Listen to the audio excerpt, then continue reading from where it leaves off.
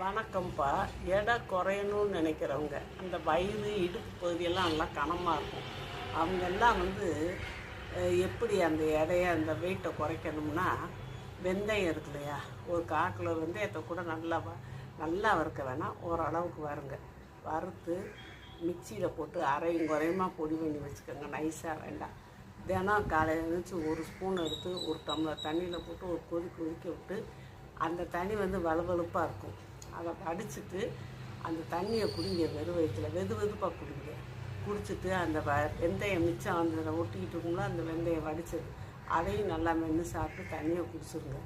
அது வயிற்றில் அந்த இறைப்பையில் அப்படியே வலுவழுப்பு தண்ணி கொடுத்துக்கிட்டு நம்மளுக்கு பசி ஜாஸ்தி எடுக்கக்கூடாது. பசி எடுத்தால் தானே நிறையா சாப்பிடுவீங்க. அதனால் நிறையா சாப்பிட்டா உடம்பு வெயிட்டு போடும், இந்த வயிறை சுற்றி எடை போடும். அதனால் அப்படியெல்லாம் பசி எடுக்க விடாமல் இருக்கும், அளவாக சாப்பிட வைக்கும். அந்த